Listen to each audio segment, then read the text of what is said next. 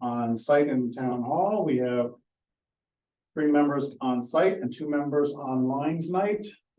So Neil Stanley and Ariane Barton, for the record, are Zoom participants tonight from the Conservation Commission, and myself and 2 members, Steve and Noel, are also participating in person. So we have a form of 5, or full board of 5 right now.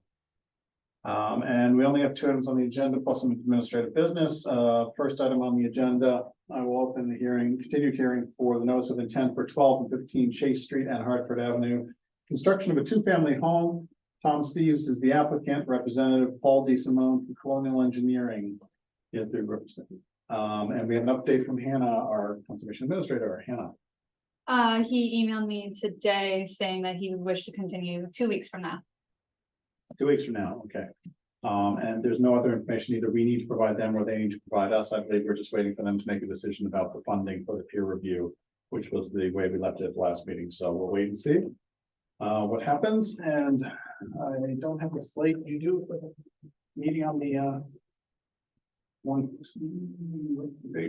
calendar open here. 1 second. The 25th would be the next meeting in 2 weeks. And do you have, I thought we had a number of items continued to then, so. I think there's 2 or 3. All right. I don't have access to it right Okay. now.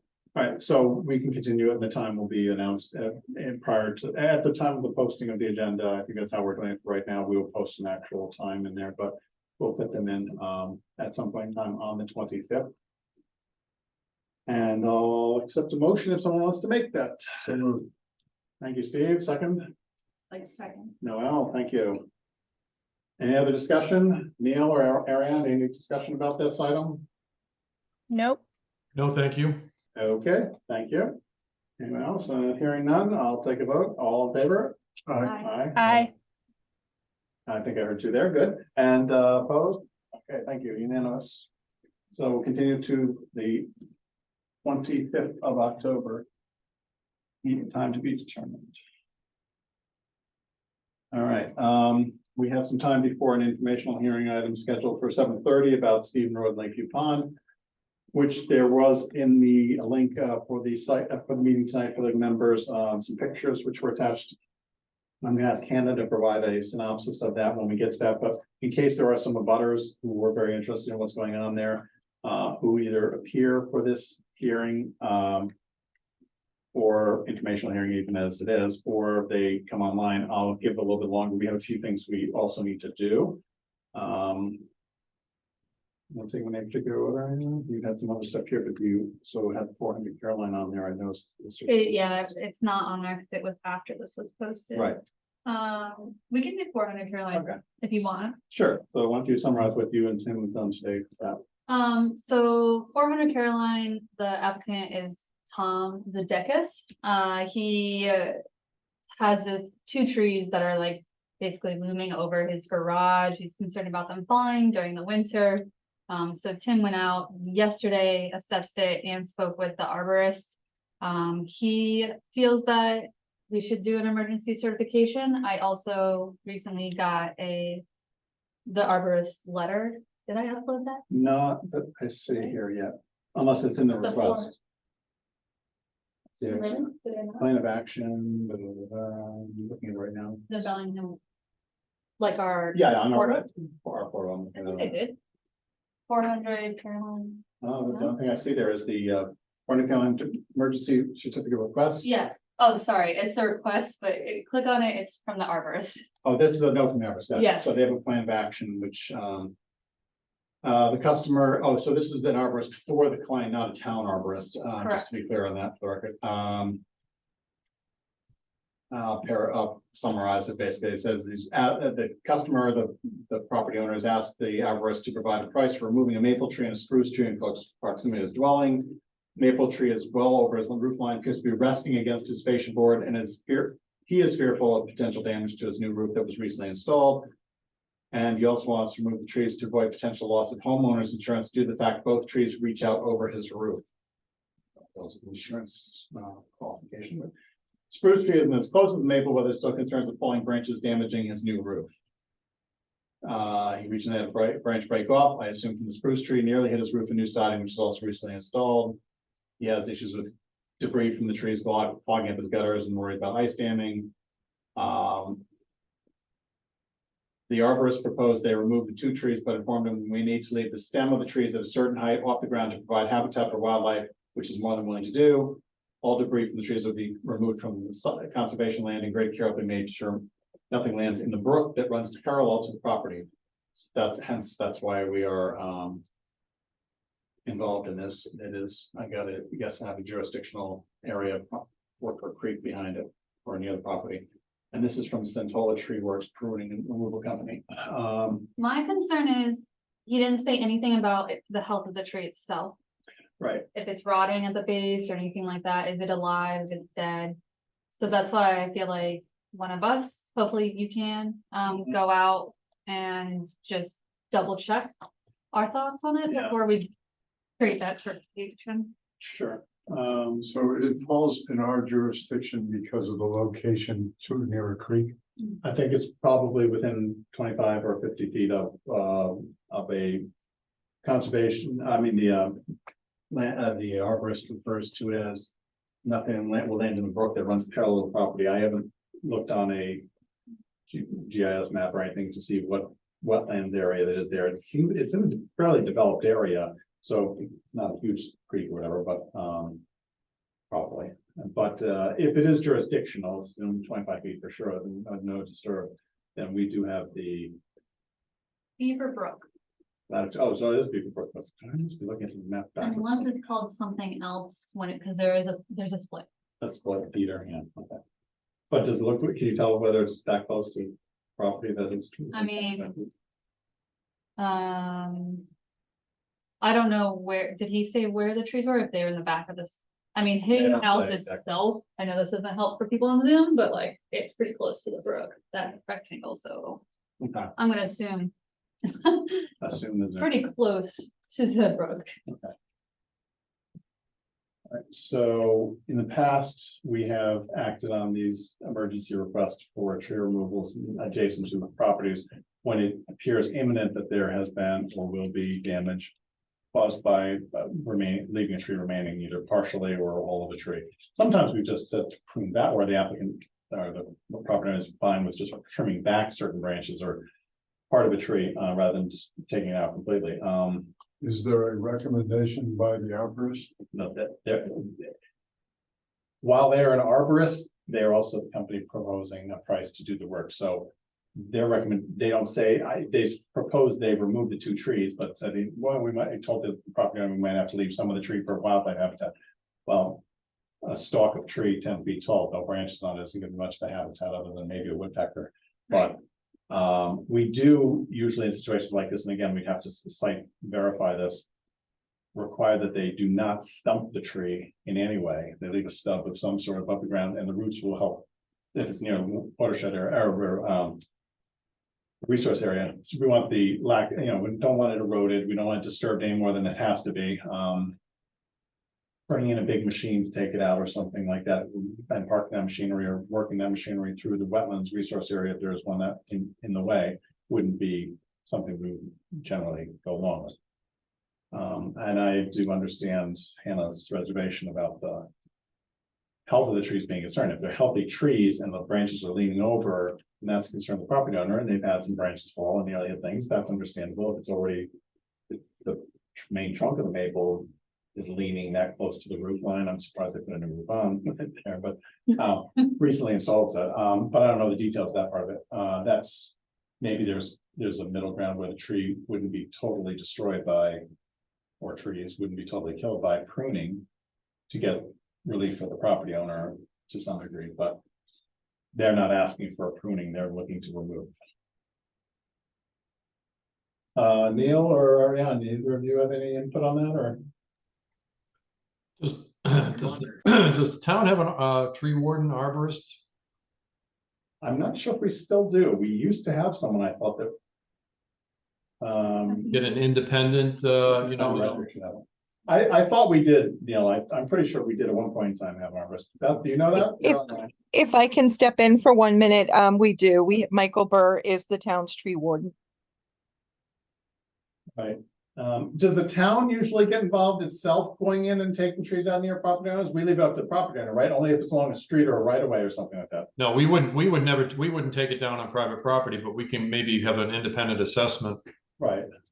We, I was just- and we have them cut along, sorry, this is Beth.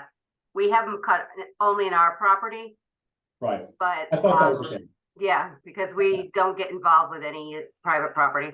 Yeah, the liability, and not to mention everybody would want it done and so forth, would be, tremendous. Okay, that's understandable.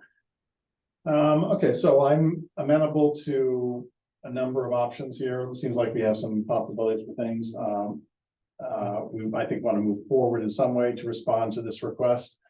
Whether we have some additional information gathered before we make a decision, or make a provisional decision based on additional information gathered, whatever the commission would like to do. I'm open for suggestions. It sounds like perhaps a site visit might be beneficial, Maybe, unless there's agreement to just approve it. I think like approval upon a site visit to specify which branches. Kind of like to get the specifics, so I can write that into the certification and maybe pictures. So we Yeah. know. No, what do you think? Yeah, I'm just looking on Sounds maps, good to me. the stream across the street, Okay, doesn't look like he has any resource areas in his yard, it's tough to tell. yes. Yeah, we're still trying to verify that they have the stream. Of course, going on site would be pretty obvious if there's a stream brook there. Yeah. I'm going to do that tomorrow. I can do it probably tomorrow afternoon. So I'm going to take a look. However, if we are going to do anything other than remove the trees, issue an approval, remove the trees. I would want to have, as Neil asked about, maybe the town arborist, tree warden, take a look to see if the condition of the trees and the health of the trees is in any peril, because this, Mr. Santola from the Tree Works Company didn't refer to the health of the trees at all.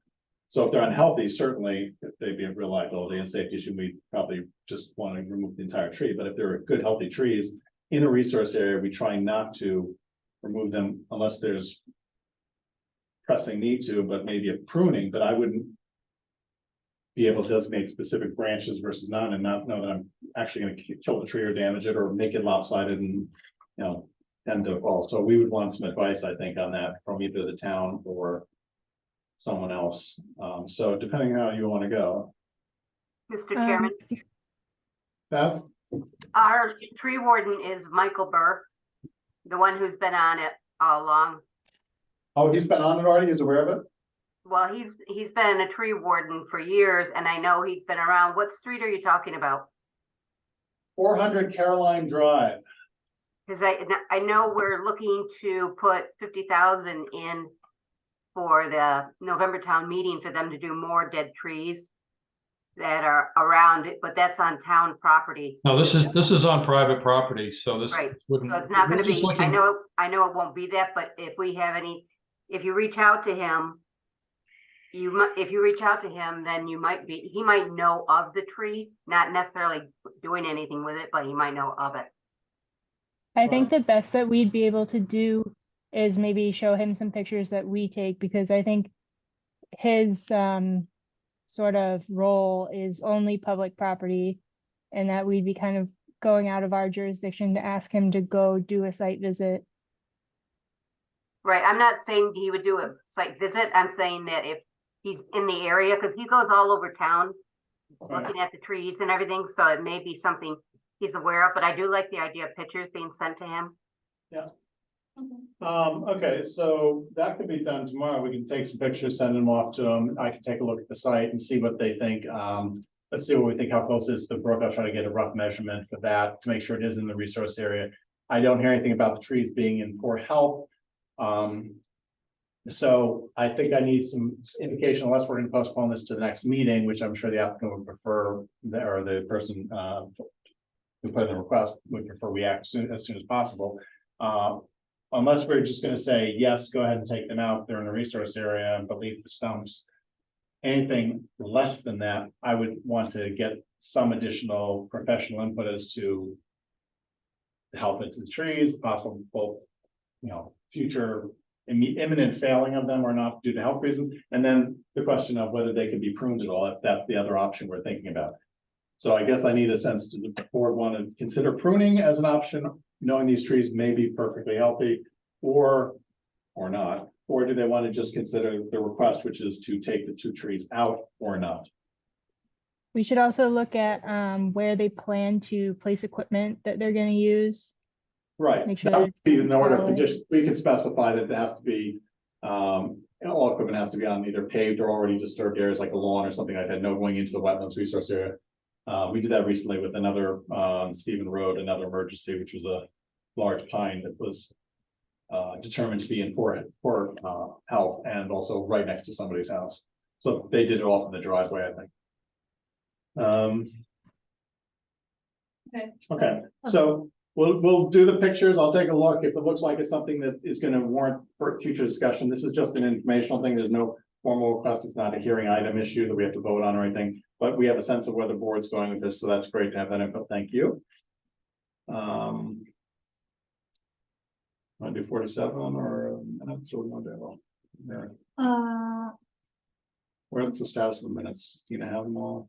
All the minutes. I was like in my mind, like thinking of the time minutes. Yeah, I didn't print them out because the only person who edited anything was you, so I wasn't sure if everyone had felt okay. I'll do a quick straw poll here for the minutes of the 9th of August, the 23rd. 23rd of August, and the 11th of October. No, not the 11th of October, that's just, we had one more, we had 3. 27th of September. Oh, yeah. Oh, no, we haven't gotten that one yet. Sorry, Tina. Which one was We have- September? We had 3. So we had August 9th and August 23rd's minutes, and we also. 13th September.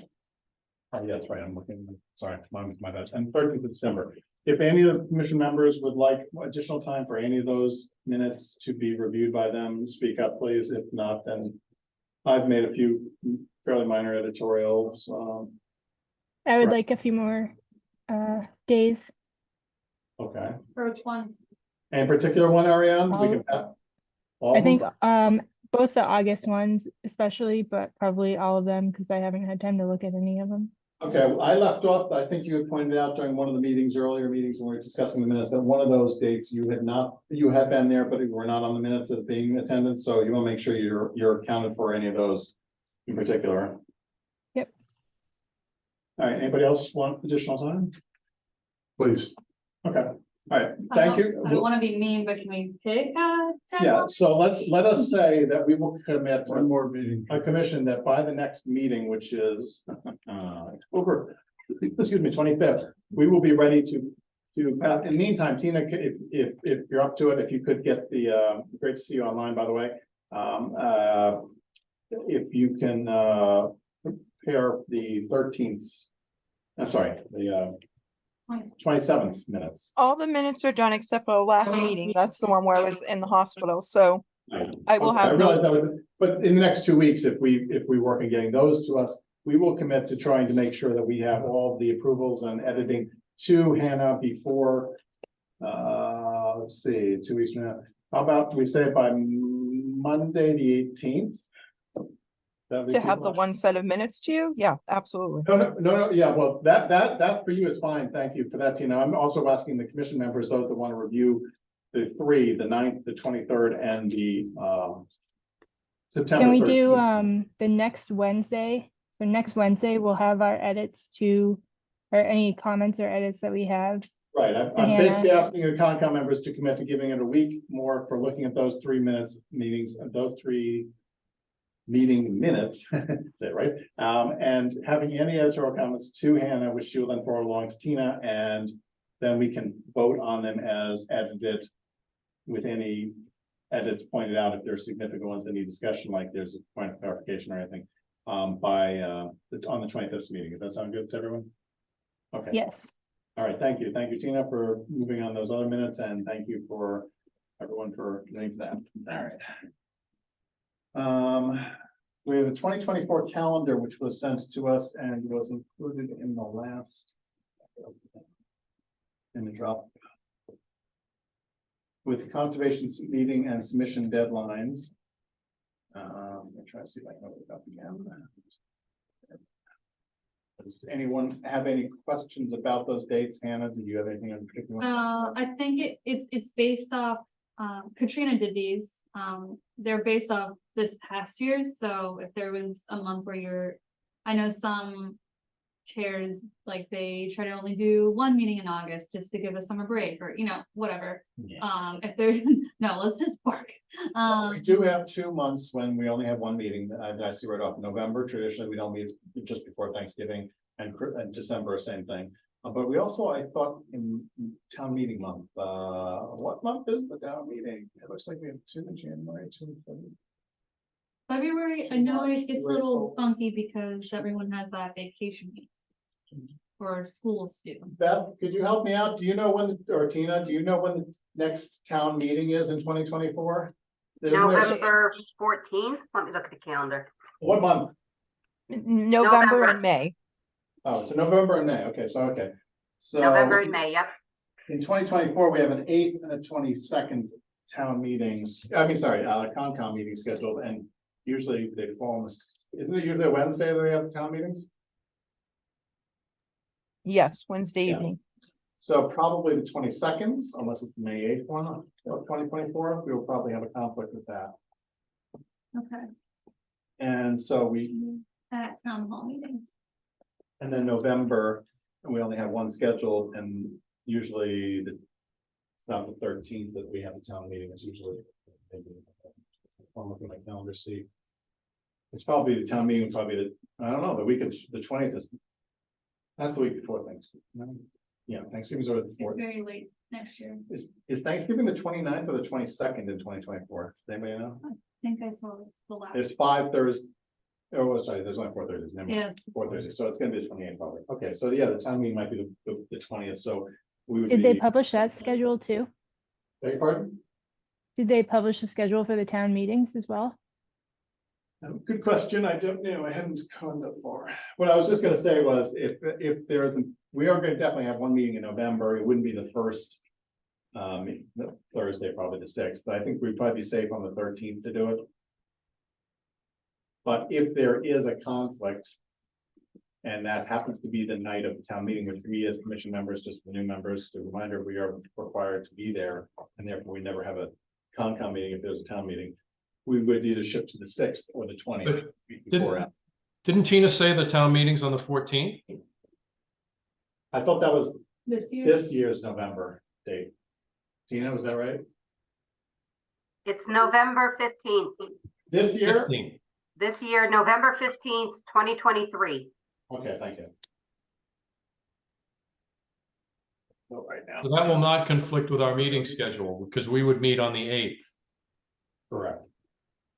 Correct, but not on the 22nd. right. And next year, which is what the calendar that we have here on the Dropbox is talking about is one meeting, a similar kind of thing where it's a little bit. We're scheduling out till next November? This calendar that was provided is the 2024 meeting dates calendar with the deadlines for applicants to submit, so the applicants can know. As we're getting towards the end of this year, the year ahead. I mean, it doesn't have to be locked in right now. We can just identify issues like we are right now that we need to check out. Make sure we have the dates locked in compared to town meetings, and then review this and accept it. If we even need to officially accept it, post it, I guess. Well, yeah, I think I would want to post it by December so that the January dates are known.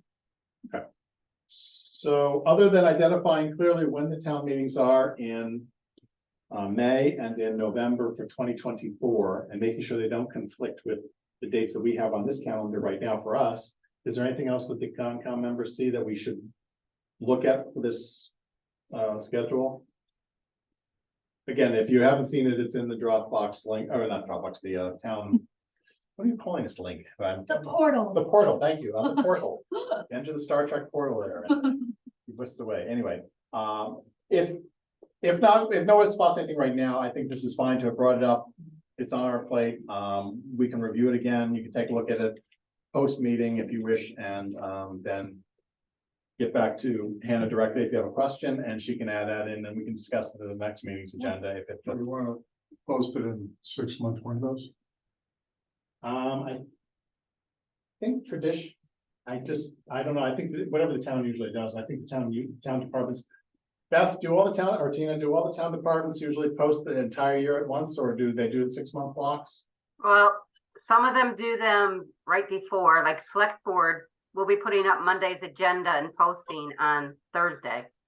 Some Oh, no, do no, the no, whole I'm year, like the I'm school sorry. department does the whole year. Of the calendar of dates for meetings, that just, Yes. okay. Yep. Okay. The school does the 12 months. A few of the other boards do list out the year's meetings. I thought. So it really is a mishmash. Okay, all right. Well, we can consider that too. If there's some reason you want to bring forward for the 6-month option versus 12-month, I'm fine with either way. I think as long as we know what we want to do. We have some time to do that, so I'll put that off till, unless anybody has anything else from the board right now, I'll put that off until next meeting and people can look at it and think about it a little bit. Thank you. Order of conditions for SNAP. Yeah, so the next three, you guys have seen all on .loop. If there's any comments about the special order conditions, if you have any edits, because I won't hand it over officially until I sign it and you guys are officially okay with it. You get the stuff I sent you with Bill, the cut and paste from other Yes, examples. I didn't, yes. I haven't looked at it since then. Did you? I haven't invested it yet, but I want to make sure. Okay, so yeah, look at the Concom members have some input too, if you have any. But But there's nothing else to say on those. You guys Okay. have signed them, so. Yeah. This is just formally. right, Hey, I just wanted to interject to say that in our bylaws for the town meetings, it says 4th Wednesday of May and 3rd Wednesday of November.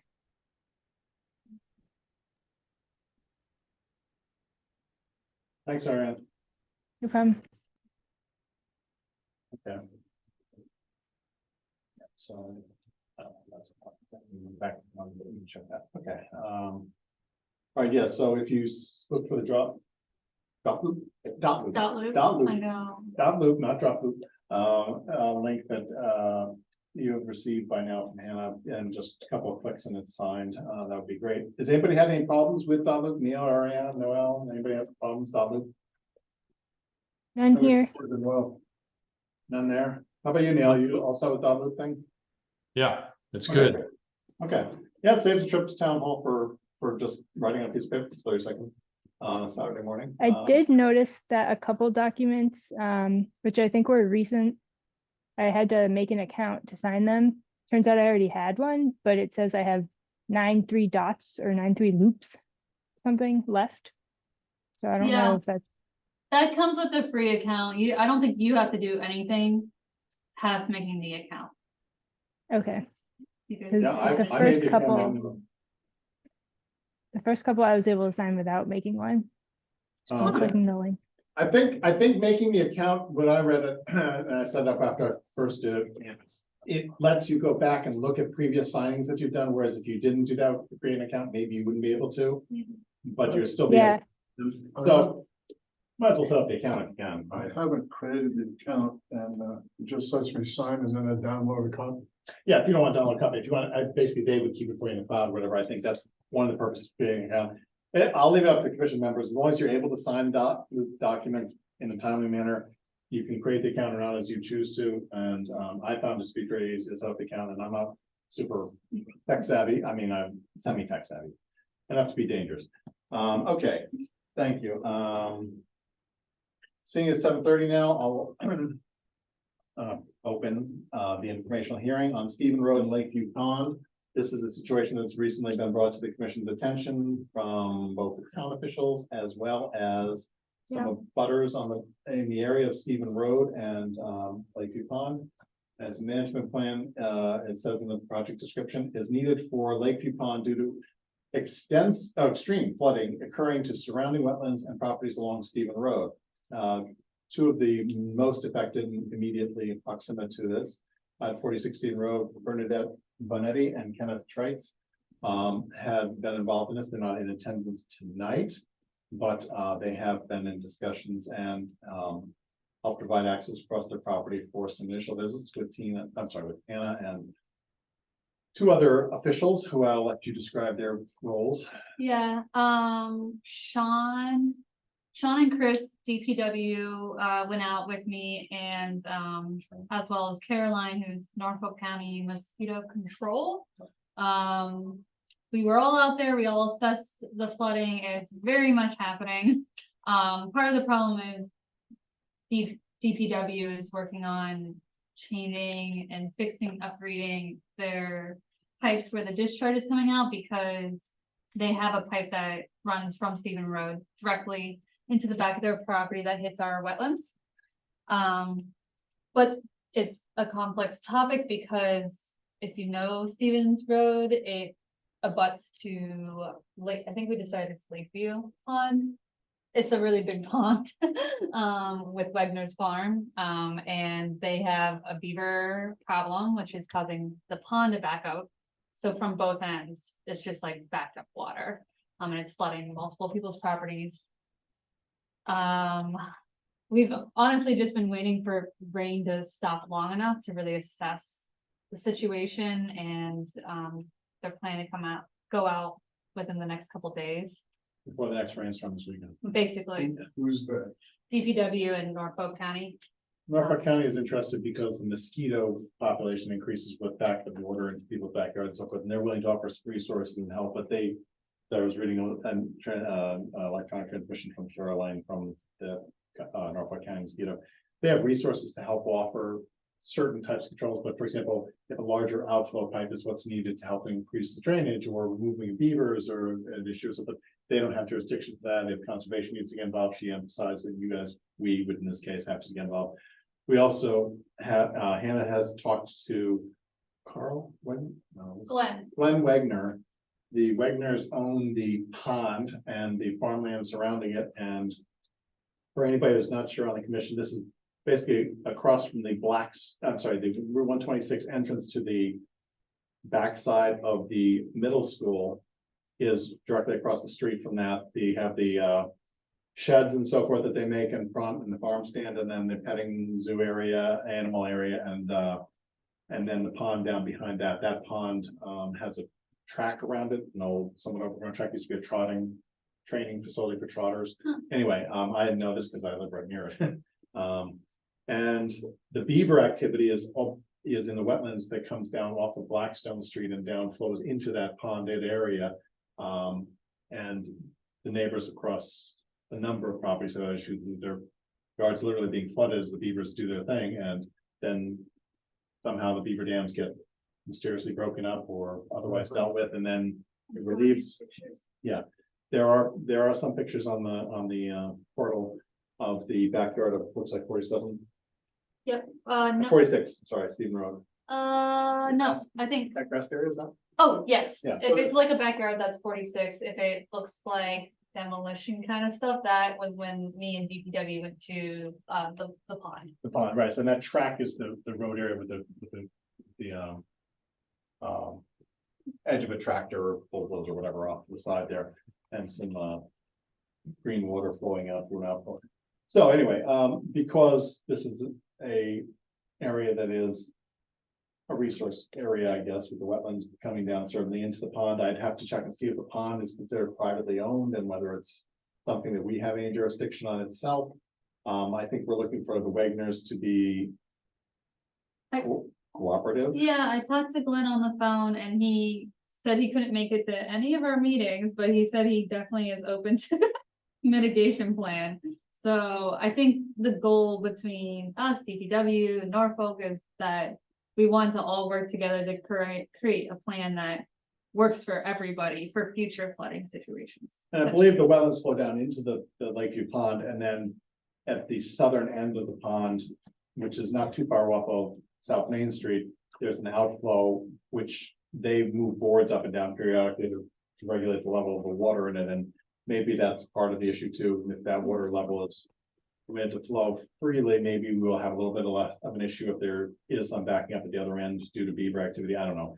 But we need to do some more investigation. This is just an informational hearing to get the board up to speed on an issue that we may be asked to have some formal input on. We don't have a request of any sort other than help from some of the neighbors' requests. And I don't think it's inappropriate since it does involve wetlands, which we definitely have jurisdiction over, and some other areas which we may or may not, meaning the ponded area and the area abutting the back of the Stephen Road neighbors' properties. And, Are we just- sure Somebody that would need it's to do a private filing at some point. pond?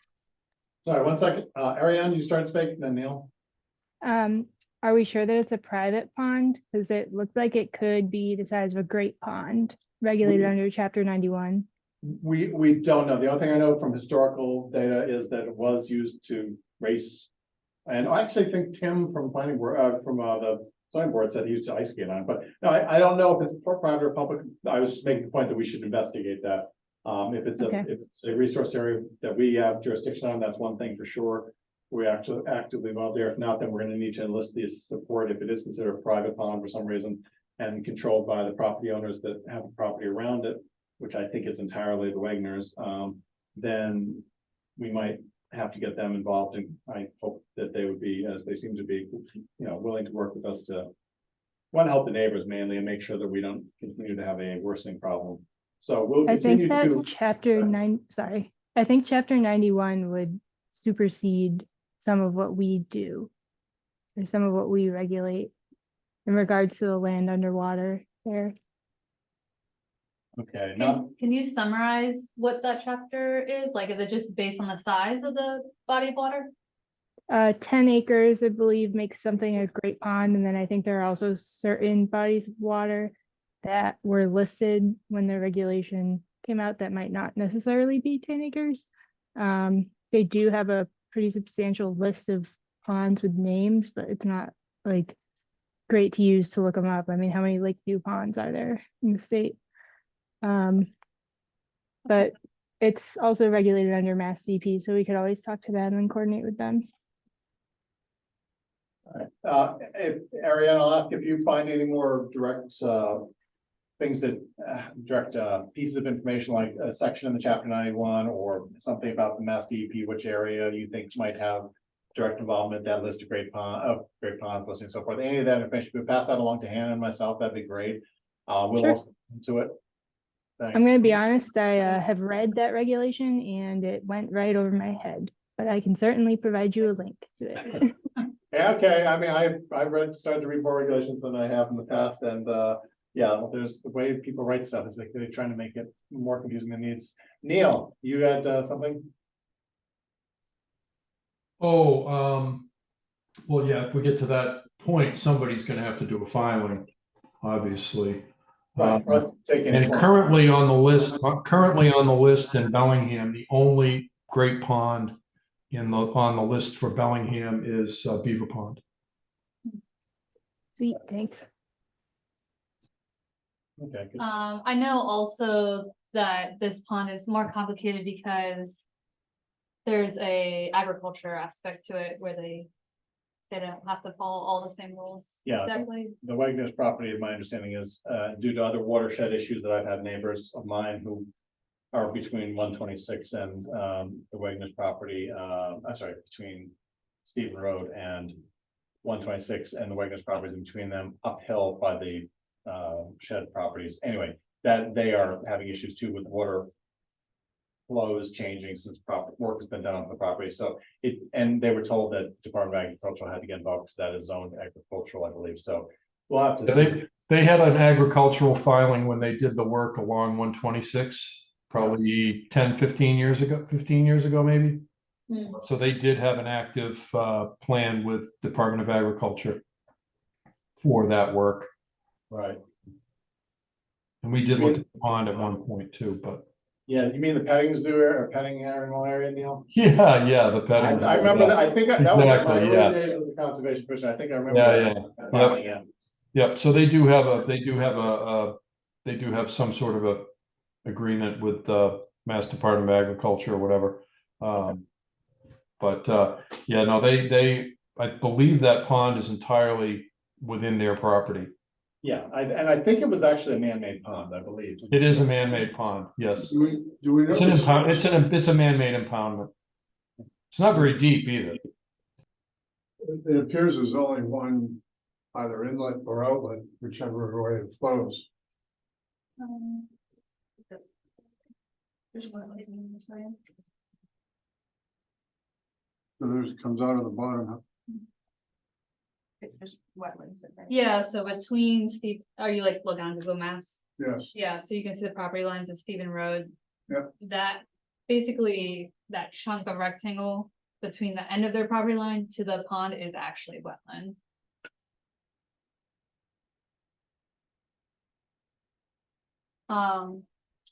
And some of the pictures that I took, where you can see like there's been dirt, like they removed the dam. I did speak to them and say like, technically, pretty sure you can't make these kinds of changes, like they cut like the pipe and like everything without us being involved. I was like, but what's done is done, like, we're just looking to like mitigate and work with you guys in the future, and they're like, okay.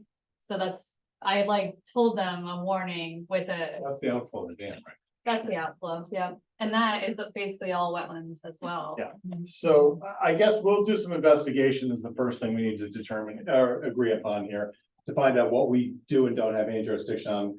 Neil's correct, absolutely, somebody needs to do a filing of some sort, maybe the abutters on Stephen Road will want to do that.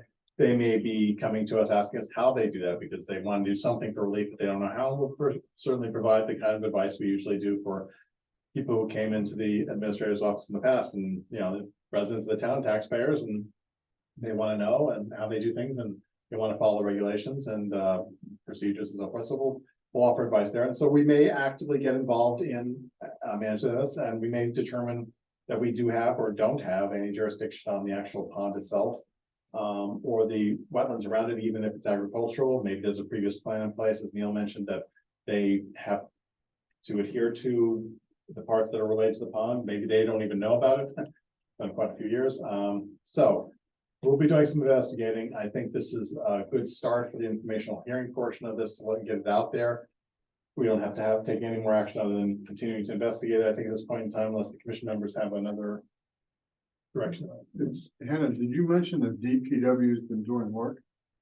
They haven't started work. They wanted to make sure that they were in agreement with us with the work. We're not contributing to the problem. We meaning conservation or the town? So, Oh, The outflow Yeah. pipe that drains from Stephen Road under this person's for drainage easement at 46 Stephen Road into the pond, I haven't seen it, but I know the area well, because I walk by it when I go for daily walks, is having some issues. When it's, the flow area is flooding and backing up, the pipe's probably not even functioning well. It gets blocked with sticks and so forth. I guess it's not a very big pipe. It's probably old it's and like 6 deteriorated. inch, I think. 6-inch pipe. So the DPW's involvement that they may want to be doing is to change that in some way. But they want to do it cautiously, which is great to hear, because they want to not have a negative impact on the neighbors, number one, but also that they know it's going to resource but area. that would be future activity. Nothing we've done recently has changed the situation. Correct. The beaver problem has been going on for years. I've dealt with neighbors who come to me and said, you know, we got beavers behind our houses further up along Stephen Road, the backside of some of the other properties, and my yard's filling up, my dog house now underwater, you know, what are we gonna do about it? And I noticed those darn beaver back there. So there may be some beaver deceivers or other things that we can do that are or support if that's the direction the board needs to go, but we haven't had those people come to us asking for formal filings of any sort of relief or whatever. Again, it may be that they just don't know that there's anything that they can do about it. But the town, I think, initiated this because they know that drainage line. We recently had that road repaved in that area, and so drainage was looked at by the town when they were coordinating with the paver for that street, Stephen Road. Okay, anything else in this? All right. I have those two legal things that I want to just bring to your attention, but I want to make sure I'm not missing something else. No, the things I have are very minor things too, that are not with formal agenda stuff. Okay, no, so we just need to, I think, wrap up some additional administrative things. I will be sending out, based on an email I got Thursday and today, 2 emails. I have requested information, I think I mentioned this in previous meetings, that I would be doing this, to find out how we do, to make sure we are doing things properly for the quorums, having a proper quorum for voting and for signing documents, that we have a clear understanding of what we should or shouldn't do if we're going to go into executive session, having done that once and perhaps not quite properly. I think the intent was very much there, but I don't think we're substantially off the mark, but we have, Beth, Colonel Smith and, our lawyers, town attorneys have worked together. Thank you, Beth, by the way. To come up with some responses to my questions. They have, the lawyer's office, Joseph Fair at KP Law and, Lauren Goldberg have been working and responding on behalf of Amy Caswell, who is our town council. Caswell, is that Caswell? That's all, whatever. I'm mangling her name more and more, so I'll stop. Anyway, for the town attorney's office, and they have provided some links titled, reasons for convening executive sessions, public body checklist for minutes, so what should be included in minutes and how to do it properly, as per mass.gov, spirit nervous set. And I will forward those electronically to the commission members who you're looking at. We don't need to discuss them at this point in time, I don't think. But that way we all have a common understanding of what our legal advice is for those items. Mr. Chairman, Yes, I will be, as you and I were talking through email, I will be setting up a time for there to be a training, whether it's in person, Zoom, and or recorded. We will make sure that it's available to everyone. And my suggestion is that any new member is handed the information and the link. And that way they can be brought up to date. It's also helpful to have them review it. Yes, thanks, Beth. I agree 100%. I endorsed that idea when it was brought up by Beth and by the attorney that they may do a training. I said, for all boards, not just us, but any new members coming on board, they want it on board. Onto a group, they want to make sure they're doing things properly, and there wasn't documents or training materials in hand to easily know that you're doing things correctly and avoid getting the town or the, you know, not allowing the public to be informed properly or an applicant or something. So yeah, if that goes forward, I'll definitely pass that along, make sure. Mr. Chairman, Yes, I have a link for, I think it's a half hour, maybe an hour meeting on open meeting laws, discussing even more so. It was enough that there were times that I was surprised at what could be a problem. Mhm. So I will find that link and send it on. It was from our Maya, which is our insurance advisory company. And they send out the information, the links for the training. So I'll be sending through information for links on that. Great, we'll watch for that and I'll make sure that the commission gets that. Thanks, Beth. You said the insurance companies did this half-hour training? Yes, Maya, they're the insurance company, but they are very involved with training on everything. I have training for localgov.u where there are classes and trainings that you go through for half hour, 45 minutes. They do a lot of education. I used to have, before COVID, I would have them come in personally and do training for everyone. Right. I've started it back up, but they do a lot of training on site or anything like that. So they do everything. It's great to hear they do all these trainings. I was just surprised an insurance company would be focused on open meeting laws and how you avoid getting in trouble. But wherever it's coming from, if it's actual, I mean, if it's factual and informative, that'd be great help. I'll look forward to getting that link and. The lawyer, KP Law, of course, they're doing the legal side, and that's why we're asking them. The Right. insurance company, the reason they do it is to avoid insurance claims. Sure, So it's not- that's why they do that. right.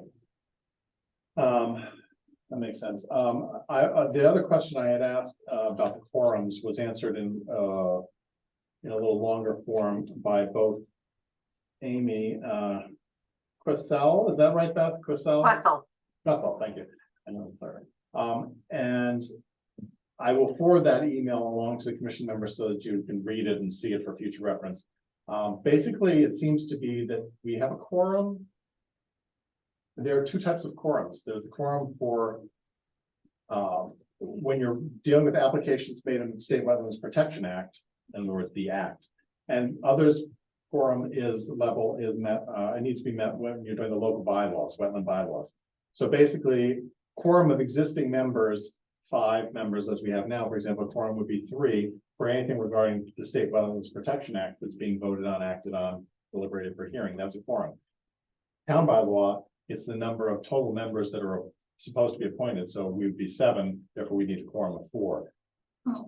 the complicating factor to me, and correct me if I'm wrong, Neil, my first reaction was almost every hearing that we have relates to both the state Wetlands Protection Act and our local bylaws, doesn't it? Do you For the think- most part, yeah. For the most part. So for the most part, I think for now, to be safe, want to continue with what I was assuming was the quorum for everything, but maybe not. The case of trying to get 4 people for anything. The other thing that was mentioned was the Mullen Rule.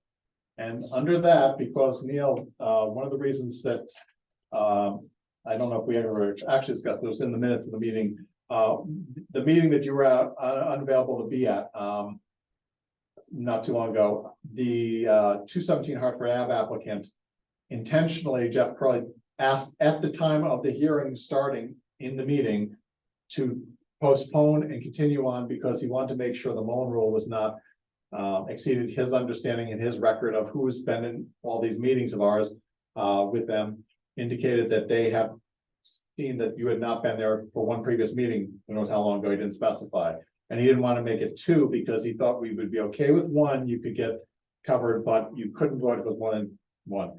In fact, that's basically what the attorney seems to be saying. So, however, but they also say that you're not disqualified if any, I'm going to find a second here, 1 second. A member is not disqualified from voting if the member misses one other session, if they comply with the requirements of section 20D. In other words, you have to review the minutes of that meeting and so forth, and then you can state that you've done that, and then you can vote on the hearing eventually when it comes to the point of hearing. However, one must be a member when the missed meeting occurs in order to utilize the Mullen Rule. It's available only to a member of any municipal board who should not be due to that member's absence.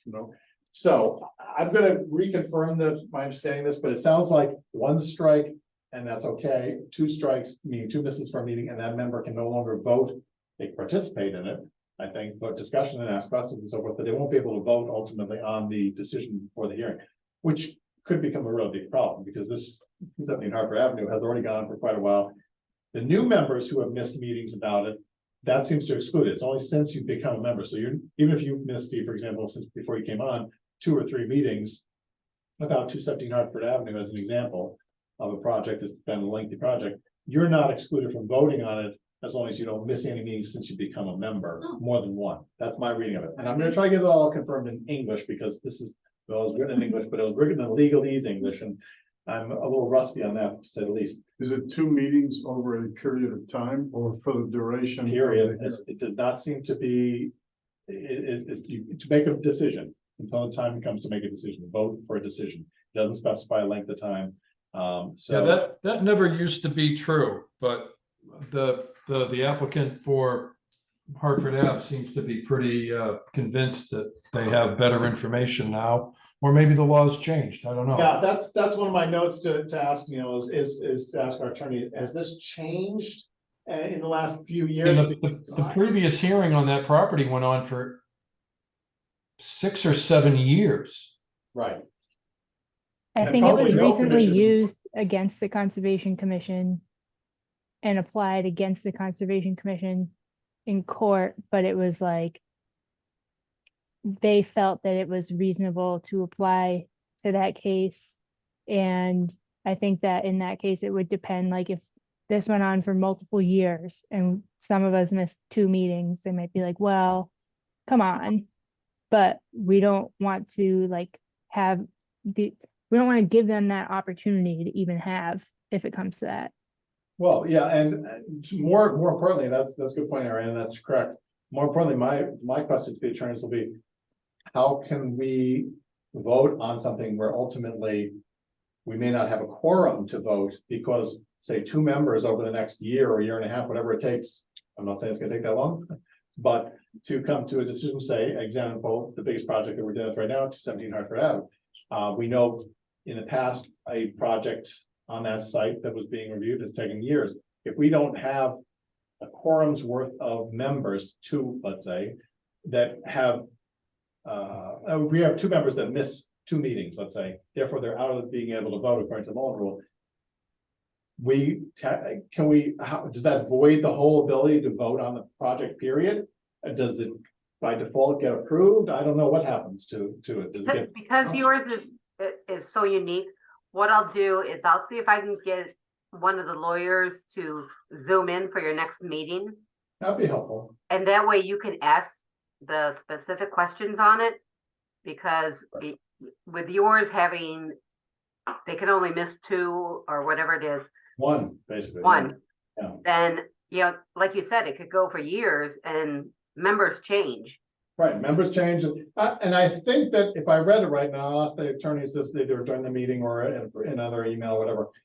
I think that if I read it right, new members or people who were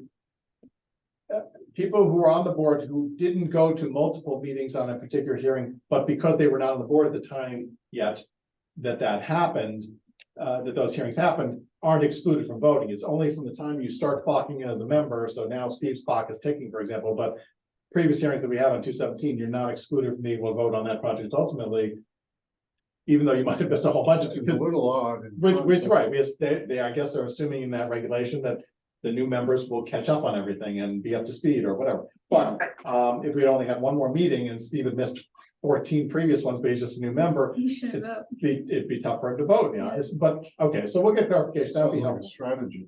And just Yeah. for Beth, the next meeting that 217 Hartford plans to be at is the next one. So I think 25th. The 25th, okay. I know I think it's FinCom right before you. Yep. But they should probably finish before you so that I can be there. But I will see if I can get one of the KP Law lawyers to do a Zoom so that we can go over this, because I agree, it just muddies the water with, new members, as Mike said, one meeting and they can vote, but a member who's been on for 20 years can't vote because they missed 2 or 1. So we need to get that straightened out so that you have the correct information for that. Yeah, and in knowing that the applicant for 217 has even didn't want to do an informational update on how Yeah. some working meetings have gone, which I thought would be, okay, that wouldn't jeopardize things. They said they just didn't want to take chances. Okay, fine. We may have to check. I don't know if any of the other Concom members have missed any of the 217. I think Ariane, you might have missed one because you missed a meeting in the last, say, 4 months, and we've had it on the agenda pretty regularly. So, do you know? I think I actually got lucky. You did? And That was I one we think- didn't have on. yeah, I think the 2 that I missed in a row were 2 where they were not on, but I will double check. All right, yeah, if any Concom member knows that they've missed some meetings recently that might have had, and you can look at the agenda to see whether they were on. 217 Hartford Ave in particular, it'd be nice to know that, because while we're watching Neil and Jeff Curley is certainly watching like a hawk to see who's there. It's a shame to have a chunk of time dedicated for them, have 3 or 4 or 5 reps show up if we're not going to be able to.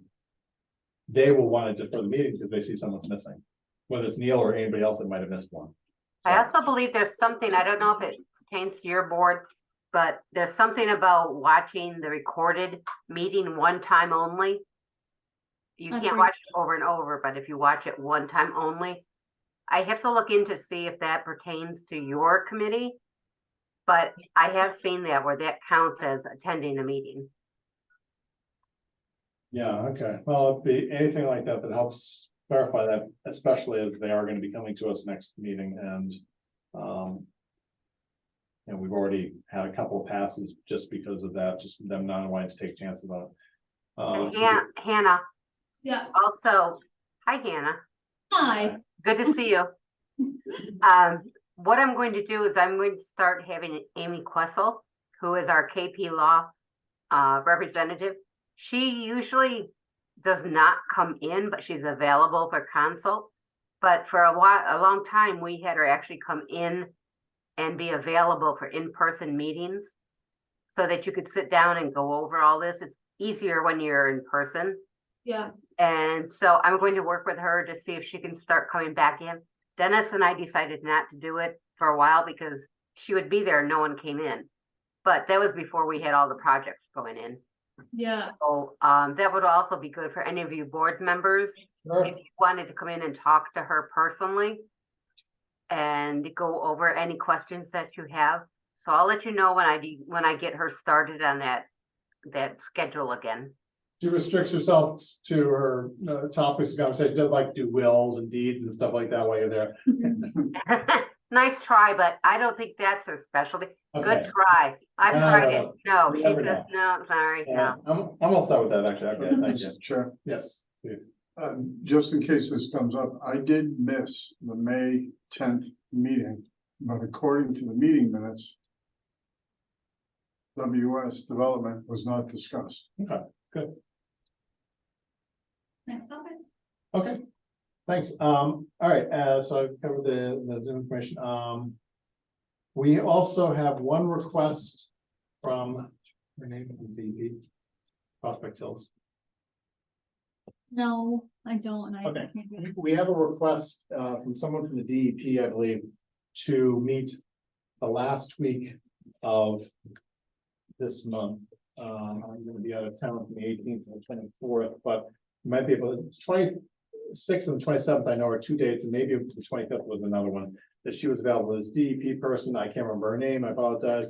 The email right in front of me, I don't want to slow things down, but basically, she wants to meet with on-site on Prospect Hills Estates, a project which we did a letter of refusal some time ago, just before Cliff and Anna, based on failure to provide both funding to continue peer review, to answer questions that need to be resolved, as well as not being willing to proceed with the hearing of the process. On site with the applicant, with Trozy, I believe, their representatives, and the Conservation Commission / any officials that we or people that we want to bring. Ariane, and I know Steve's not been there on that site. Ariane and Noel, have either of you been on Prospect Hills Estates for sidewalks? I've been on one sidewalk. One sidewalk, I thought. Ariane, have you ever been on Prospect Hills? I'm not sure. One, just going down past the town recycling center on Maple, where it turns into Prospect Street, just past that, there's a big development that's going in. Well, a number of houses, new houses right there, and you walk down behind them. It abuts the backside of the town recycling center and shooting range and all that. You kind of remember if you were there, I think. I just don't remember if you've been, we've done a few sidewalks at it. I want to make. The DEP person is Thomas Rubel. Oh, it's him. Radula? I thought it was a lady. Okay, sorry, Thomas. Yeah, Okay. And what was the 3 dates that they gave? I think they gave a couple dates, didn't they? yeah, Monday the 23rd, Wednesday the 25th, and then Thursday the 26th. Okay. Do they have a specific time of day? They were trying to nail down the day first, I think. And what's this meeting for exactly again? You want me to You read, Okay. Hannah will read it to you. Hang on. Mass DEP has received the request for a departmental action appeal filed on the behalf of Wall Street Development relating to the above referenced project. At this time, I'd like to schedule a time when all parties may meet to discuss the project in context of the site. Do they know about the information that we received? Because that might impact their decision to have this meeting. The letter that was sent to me, my attention, that we referred to in executive session. No, the serves that we got. Oh, yeah, I think the state knows that we were served for information purposes. That might have not been for the DEP, it might have been for the Superior Court, I believe. I'd have to look. But at it's related to this project, right? Yeah. Well, they filed 2 appeals. They appealed to the DEP and they filed suit in Superior Court. Right, I think the Superior Court was what the town council was getting information for, not so much the DEP. I think that the rejection, what's the formal term here, Neil? Denial. Denial, thank you. The letter of denial, Arian, thank you. That Cliff and Ann primarily drafted along with Matt Burns' assistance from BSC as our consultants was the DEP part that they're probably going to address. My question about asking who's been on site before is because I have limited, I can't be there Monday or Wednesday, but and I'm certainly willing to be on site along with Hannah just for informational purposes. She's never seen the site, so that Doesn't make sense for me to represent yes, everyone. I think, Neil, you and I are the only two people who've been on that site enough to start to even begin to address if this DEP person wants to talk about, well, why did you say no to this? And what about this research? And get in, I don't know what level, I've never seen or heard of them doing this in the years I've been on. Have you ever seen the DEP come out and want to meet on site? I know of them having meetings. I'm not sure. I can't remember about on site or not. So both availability I don't say aptitude because that applies for me, but not you, Neil. Ability to respond in detail with accuracy and phrasing and so forth that the DEP person will best or be looking to receive the information from us. I think you and I are the only two people that are qualified to even begin that process. However, there is one person that could potentially, if they were asked and willing and able to be there as a alumni, so to speak, of this department, of this group, would be able to speak much more pointedly to if that's needed. So first question, are you available and or interested and able to come on any of those 3 dates? If they're looking for anybody that's able on any of those 3 dates from us. What are the dates again? 23rd, the 25th, and the 26th of this month. The 25th, I have FinCom. Let me check my social Oh, we have our calendar. meeting. We have our meeting on the 25th, so that's not gonna work. Yeah, but it's during the day. Oh, that's They're not gonna meet at night. That's true. Is it during the day? I'm sure this is a sidewalk during the day. They're not gonna walk around in the dark. Okay, Oh, then I am usually available for the 25th. I'll be available during the day. What else? Well, okay, 20th. 25th, 23rd, 25th, and 26th. So Monday, Wednesday, Thursday that week. You look like you hit the jackpot and I'm clear all those days, so claim the time. Okay, so Beth, my question is this, if the DEP, having never done this with the DEP walkthrough, I'm concerned that if it comes down to the applicant, who's appealing this, standing there and trying to get the DEP person to buy into why their argument is valid from an environmental review point, I feel that Neil, myself, or frankly Cliff Matthews as a consultant or whatever, he is cited, he was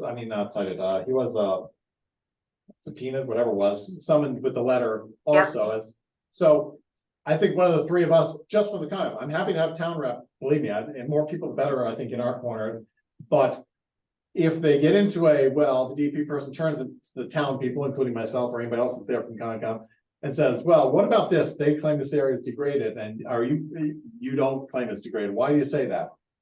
I 'Cause they think wanna- I think Tim will be the resource because I agree with you. I don't think Cliff is going to want to come in. Oh, I'm not saying that he wouldn't want to come in. I said if he's available, I think he's one of the best people to be able to respond. Frankly, He I'm not- is, and if you would like, we can reach out to him and see if he will come in. the other person I would like to do, if all else fails, or perhaps even if it doesn't, if the other person to help write the letter of denial was Matt Burns, I believe, or at least BSC did. I believe Matt was instrumental in doing it. He just emailed me saying he'd be happy to go. And Matt has just responded to Hannah while we're sitting here saying that he is happy to be willing to go. So that's good because I want to be sure that if they start getting into the DEP requests us to respond Exactly. on the site, and that's our chance to make our case, I don't want to mess it up because I don't know exactly the right phrasing for, well, they didn't move this basin and they didn't, the peer review money is pretty straightforward. They didn't want to give us money for peer review. We asked for it. We have the right to ask for it. They rejected that. That was one of the reasons for the argument, but it wasn't the only one. And so just wanted to make sure that we have our bases covered. I think it's a good idea and we may not, we can always reach out to Cliff, but I think it sounds like we have enough of the big guns to do it. And between your consultant and your knowledge, I think we'll be good, but we can sit down and talk about it before it happens. Yeah, I can certainly have Hannah dig up the denial. I'm sure we have a record of it somewhere in files to make sure the Concom members have seen it, even if you're not going on site, just to know what's been going on. Yeah, and if you could send me, Hannah, a Yeah. copy of it. Yep, Mr. Chair, was the scope of the meeting defined? No, that you heard, that was it. It was to discuss the project, I think is the way that was phrased in that email, right? What, oh, yeah, that was all. It's very vague, so they have something in mind, DEP is the one, since they're the decision-making people. I don't wanna jeopardize, a otherwise slam dunk decision, let's say they might have made on paper by our denial, was in good shape, everything's good, but then they get swayed by something that they hear said on site, and the person that's coming, I know nothing about them, Exactly, and a lot of times the biggest thing is you don't comment while you're on site. You're better off listening and deliberating how you want to respond. right. But their reason exactly, Mike.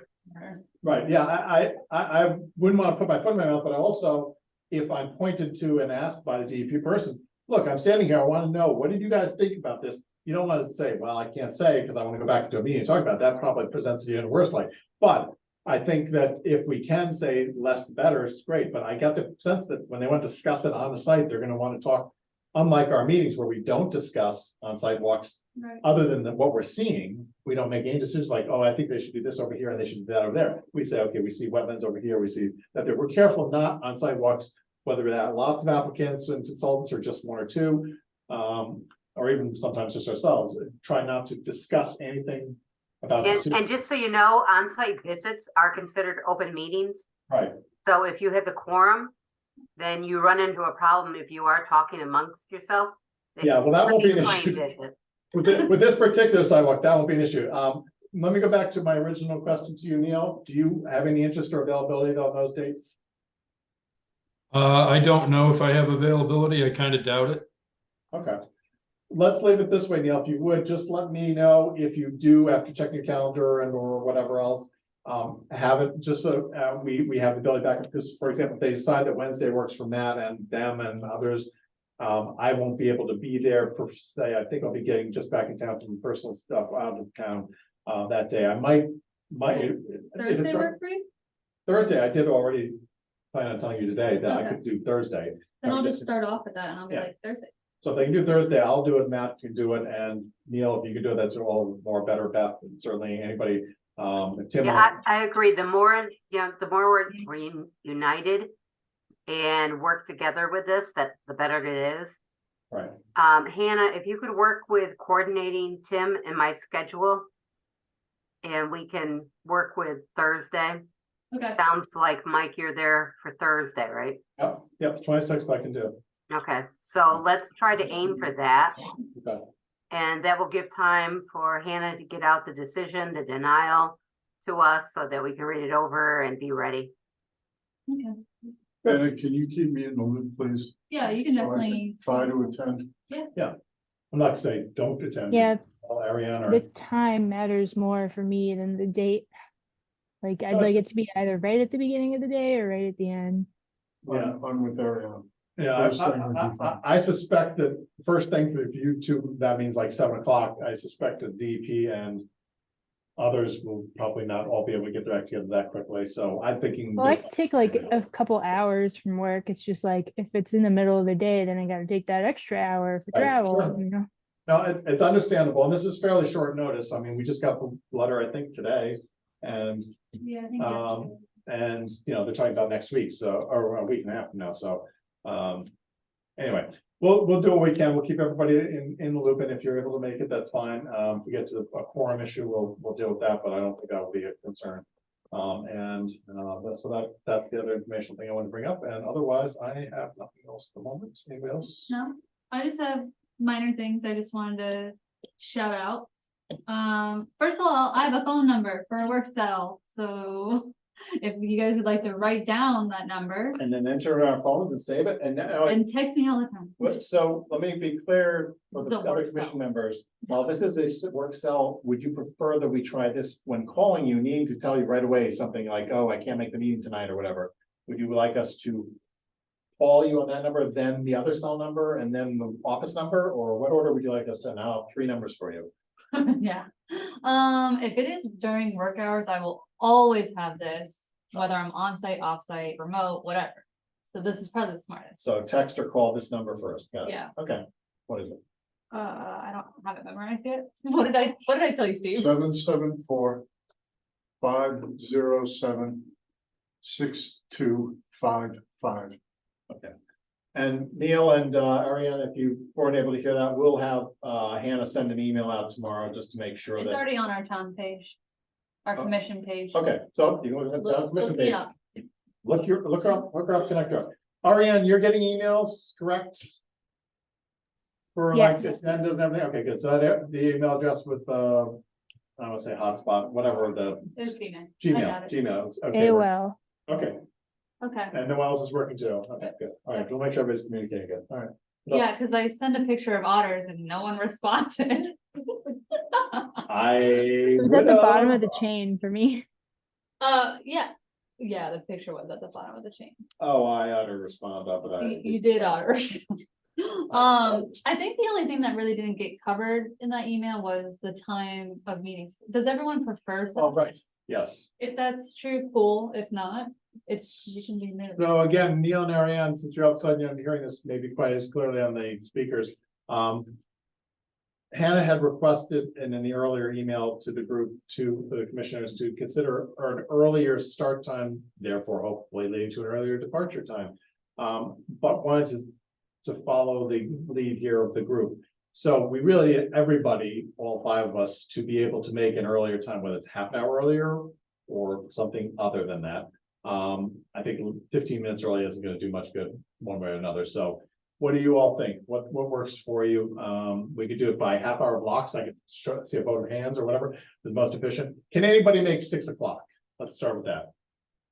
Most ambitious, start No. at 6, be done by 8, out the door, on your way home. Nope. Okay, that's fine. 6:30. Depends. Depends on, We do like summer hours at work and we're still doing it now through the end of October. So I get out of work at 5:45. If I don't if open you're the only kids 15 minutes away, that's no problem, but if you're. I'm 30 minutes away. Well, that's kind of close. Yeah. Okay. All right, so that's a seasonal thing, but it's enough of, when does that change? And do you go for The end of hours or- October. Until October, until the end of October, you said? Yeah. And then what time do you get done? We usually get out around 4:45, but like honestly, I always leave a little later because I hate traffic. So usually leave at like 5:15. So on days that you know that there's a meeting, is there like a way that you could be like, I know I need to be gone at this time because I need to be in Bellingham at 6:30? I mean, I set like 5 alarms, but sometimes I ignore them. So Wait, this isn't getting out. This 5 alarms during the day you set to leave work?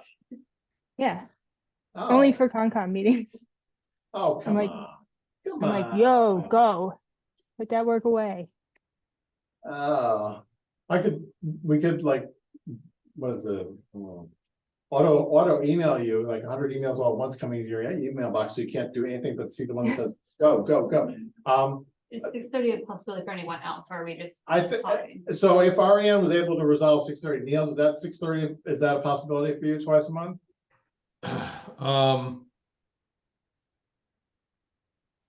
It's gonna be tough to get there. I can maybe zooming in will be easier, but getting there will be impossible. Oh, Gotcha. Well, I hate to have you only be Zoom and everybody misses your. I'm sure you'd all be heartbroken. Yeah, come on, it's not the same. Okay, all right, well, It was just a curiosity thing, just to see if people were just sitting at home waiting for 7 o'clock to happen. 7 works. We well. used to start at 7:30, and then I think me and Noel were like, come on, 7. So we could get out a little earlier. oh yeah, I thought Cliff and Ann always pushed for earlier, and 7 o'clock was early, and then there was like occasionally 6:45, we could sign some stuff or have one early vote. Just to get something on, because they want to put it on the end of the agenda. Of course, some of our agendas would run with planned things until 9:30 or so. The last hearing was starting at 9:30. So, all right, well, I will do my part to whatever possible. Okay, keep things short. Anything else, Hannah? Yeah, so just as a reminder, there's a bunch of MACC training classes. You know, if you're newer or if you feel like there's certain things you want to improve upon, there is a budget for it that I'm pretty sure is not just for me. Right. If you're interested, I'm in them like all month. So let me know. I believe, the annual MACC meeting is gonna be hybrid this year. I'm not sure of that, but I, It's in Devon's on the 28th no, this the, month, and it okay. is hybrid. no, the one at Holy Cross. It's held That annually one's gonna be in person. in person this year. Okay, well, I'm sure they do. We'll probably have some people be able to Zoom Yeah. like we are. But, that's what we're doing. So the fundamentals, let me just ask quick check. Have you done some of the fundamentals? Yeah. Most of them? That's some, I'm not sure Okay. if I have. Yeah, the advantage of joining now, couldn't do it my day, was you have to, you can do it online, so yeah, you can do it, your schedule, and that's great, so yeah, I encourage members. Ariane, how are you doing on fundamentals? I feel like all the ones that I have to take are always full when I try to sign up.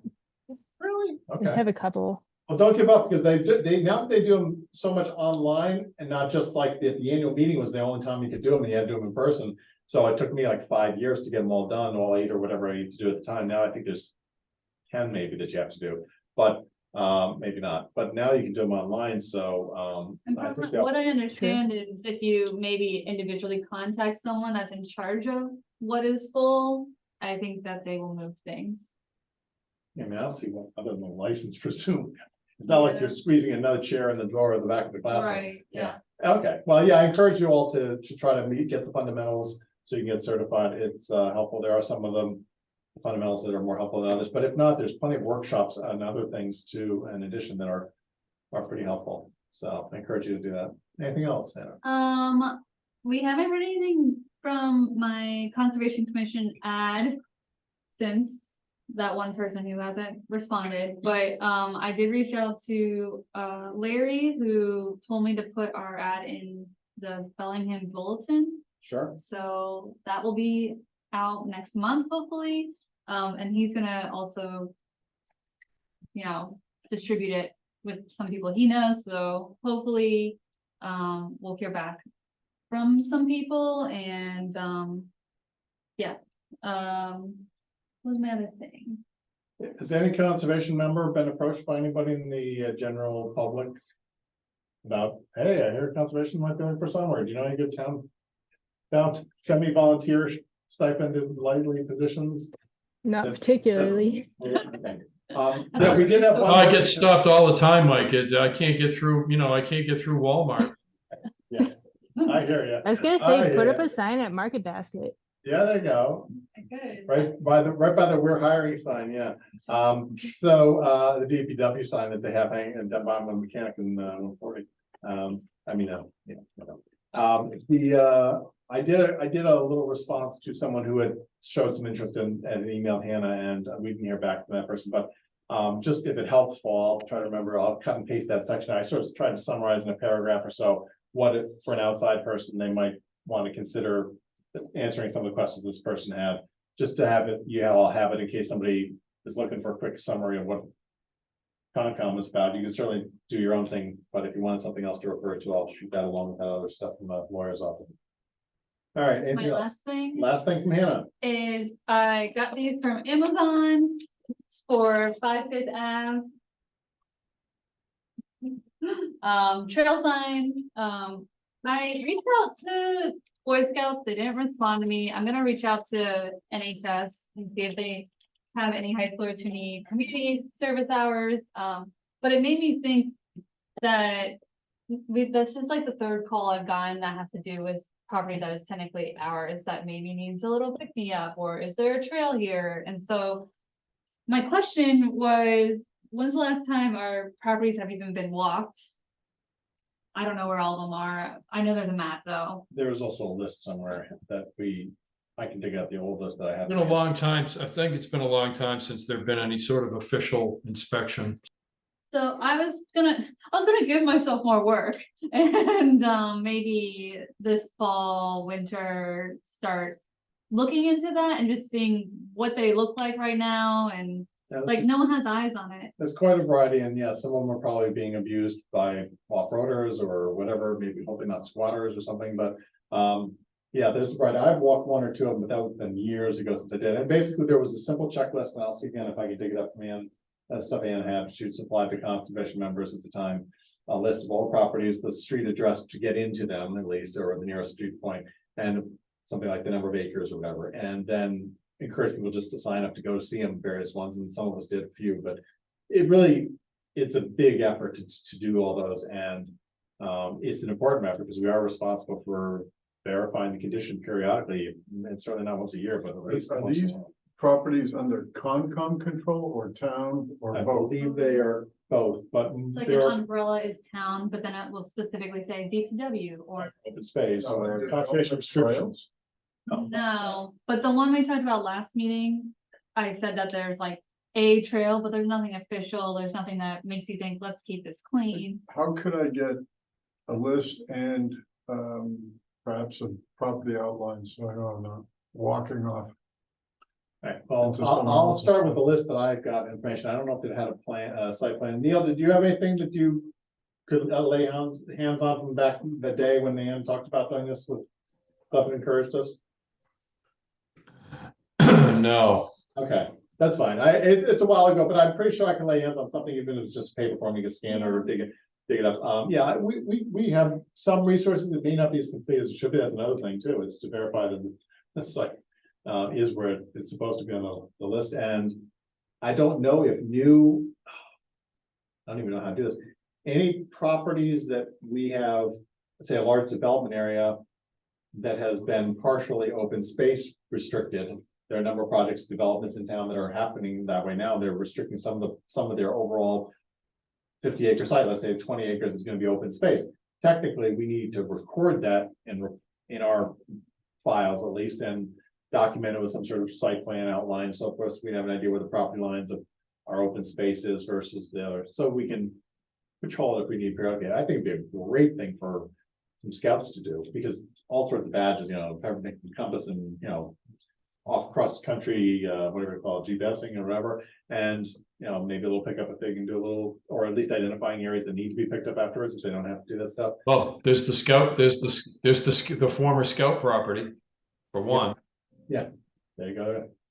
Well, and we also have like seniors who volunteer at the town, and if they're able, some might be more interested in doing that than maybe paperwork, or, they might. Sure. So, I don't know, I was just kind So of. if we get the opening it up. information first, and then, move forward again, that's great pickup, thanks, Anna, because, that's something, in the back of my mind, every so often I'll see something that reminds me of that, so, now we gotta get back out there. I'm like, okay, we're all busy, we all have things that are more pressing at the moment, but that is something, if we can get at least on our radar and do a couple ourselves, then try to find a volunteer or two or a group or something, so that'd be great. Is there a large quantity? I think the list I remember seeing from back in the day was 15 or more, at least. It wasn't like 3 and it wasn't 100, but It's a good amount. No, it's 15 sounds about right. yeah. And again, we probably have added to that thumbnail. I mean, the last few years, we've approved a number of big projects, and I'm pretty sure a number of them, they had some open space in them. Everything from even Bungie Brook. I think there's a portion of that former golf course is going to be open space in and around the development area. And the Red Mill project, which is just starting up and it's been online, things like that. Not a warehouse necessarily, but a development, they often have some open space, even if it's a little circle that's surrounded by houses. It's something that we should record and list somewhere that it is open space, and make sure that people aren't dumping in it or developing it, or we're putting a shed in it or something like that. Well, and if it has our name on it, that's how people see us. They're not coming to this meeting, they're seeing us around town. Yeah, there. I don't know that there might be a few sites that are actually identified, but most of them are probably just unmarked green areas that are hopefully green. They know how to use the maps, though. Oh, yeah, well, all right. Anyway, that was all on my list. Okay, any other agenda items or new business or anything from any of the members? Online, Ariane, Neil, anything? Nope. Nope. Okay, Noel, Steve? Okay, our next meeting is scheduled for October 26th. Thank you. 5th, 25th, thank you. I'll get my calendar one. And so I will, hopefully we'll have lots of good things to do there. And I do know the agenda is going to be a bit more robust than this one, so we'll try to start on time and move things right along. Not give too big a block of time to any particular applicant. I don't think most of them will need it. And we will set the motion to continue the meeting or to adjourn the meeting. So moved.